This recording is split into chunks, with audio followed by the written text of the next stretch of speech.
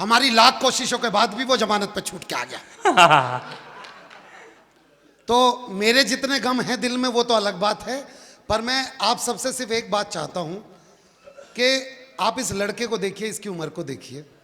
हम लोगों के पास बहुत कम ऐसे एग्जाम्पल सेट करने वाली उम्रें आती हैं जिसमें एक बच्चा आपके अपने गांव का निकल के एक ऐसा काम कर देता है जिसके बाद खड़खड़ी महोत्सव उस चीज से जाना जाता है।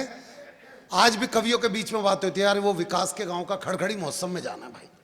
तो अगर एक कवि ने और आपके बेटे ने इस कार्यक्रम को खड़ा किया है तो आपकी ये नैतिक जिम्मेदारी बनती है कि जितने लोग मेरी आवाज सुन रहे हैं वो वापिस आकर बैठे और विकास भाई को सुने और इस पूरे कार्यक्रम को वो स्वरूप दें जो भाई ने सोचा। और जितने लोग यहाँ बैठे हुए हैं एक बार जोरदार ताली से विकास भाई का सम्मान करें। बहुत कम उम्र में इतना बड़ा कार्यक्रम खड़ा किया है इसने। मैं पिछले साल भी आया था उस कार्यक्रम से, आज इतने भव्य अगर जगह पे हो रहा है तो सच में आप सब लोगों का आशीर्वाद इस बच्चे को मिल रहा है। एक बार जोरदार तालियों के साथ भाई विजय विकास त्यागी।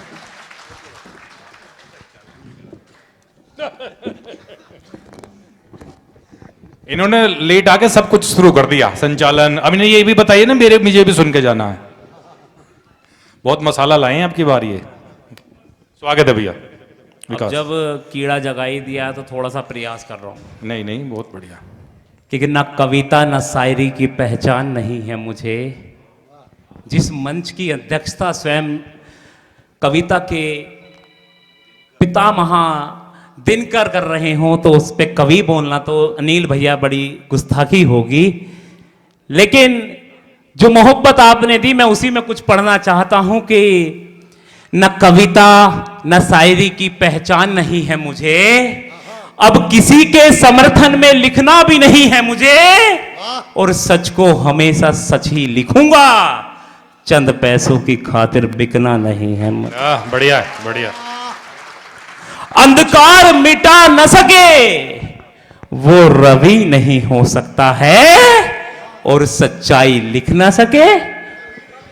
बहुत बढ़िया। अगली कविता लाइन आप भी पढ़ो। सच्चाई लिख ना सके वो कवि नहीं हो सकता है, क्योंकि लबालब मोहब्बत से कभी हम भर नहीं सकते, लबालब मोहब्बत से कभी हम भर नहीं सकते। सुनो तुम्हारी ओछी सियासत से हम डर नहीं सकते।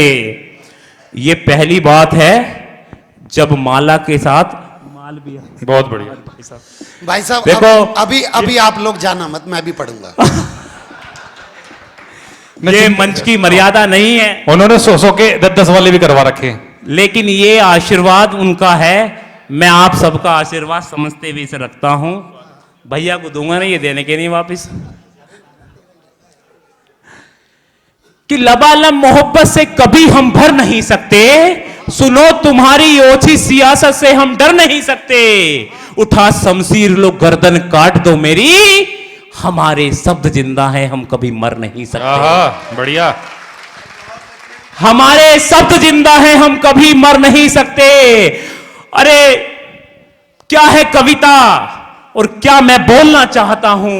एक कविता मैं बेटी पर सुनाना चाहता हूं कि गिरे हैं हम कभी यारो तो तुमने ही संभाला है।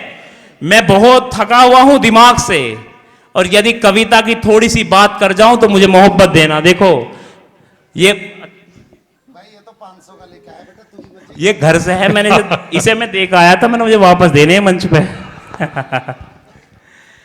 कि गिरे हैं हम कभी यारो तो तुमने ही संभाला है, हमारी मेहनत का कमाया हर निवाला है, और हमें बदनाम करने की रची है साजिशें उसने, कि जिसके घर में अभी तक भी हमारा ही उजाला है। क्या बात है भाई, वाह। तो क्या है वो बेटी, क्या है मैं उस बेटी की कविता सुनाता हूं। मैं द्रौपदी की कविता सुनाता हूं। स्वागत है भैया। यहां बैठे हुए बहुत सारे लोग कविता से परिचित हैं, और मैं यदि सही कविता आपके सामने रखूं भैया तो आप सबका आशीर्वाद चाहता हूं। कि कौन है द्रौपदी। अग्नि की लपटों में लिपटी वो धरती पे आई थी, अग्नि की लपटों में लिपटी वो धरती पे आई थी। राजा द्रुपद की बेटी खुद अग्नि की परछाई थी। और ये 5 पति थे उस देवी के, पांचों ही बलशाली थे। स्वयं कन्हैया जिस बहना के रक्षक थे, रखवाली थे। इतिहास समूचा पढ़ लेना, सबसे मनहूस घड़ी थी जी वही द्रौपदी राजसभा में आंसू लिए खड़ी थी। क्या बात है, क्या दृश्य है भाई, वाह वाह विकास। और क्या हुआ, ये सभा तो वहां भी सजी हुई थी साहब, लेकिन हुआ क्या कि लज्जित हुआ गंगा का बेटा।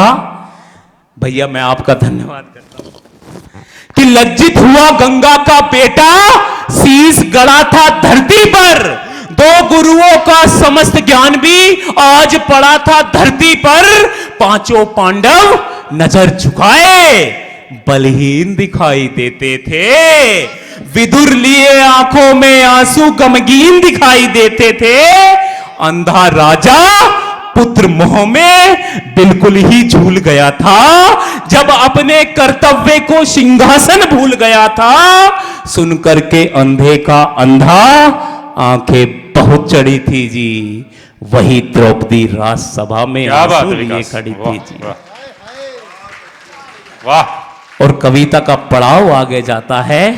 क्या कहा दुशासन ने, क्या कहा दुर्योधन, जाओ दुशासन से कहा और उसे पकड़ के लाओ कि केश पकड़ अपनी भाभी के। अमरीश भैया क्या बात कि है? केश पकड़ अपनी भाभी के दुशासन खींच रहा था। आदेश दिया था जिसने वो दुर्योधन नीच रहा था। अरे जीता है जिसको दुशासन, उसको जरा निहारो तो, निर्वस्त्र करो इस नारी को तुम, इसका चीर उतारो तो। अरे झुकी हुई नजरों में धीर देखना है मुझको, और घमंडी इन आंखों में नीर देखना है मुझको। अरे सुन करके अंधे का अंधा आंखें बहुत चढ़ी थी जी वही द्रौपदी राजसभा में आंसू लिए खड़ी थी जी। क्या बात, वाह। और इस कविता का अंतिम बंद मैं आपके सामने रखना चाहता हूं, जो मैंने बाबा को सुनाया, बाबा विद्यानंद जी को सुनाया, तो उन्होंने कहा बेटा ये बड़ा अच्छा लिखा तूने।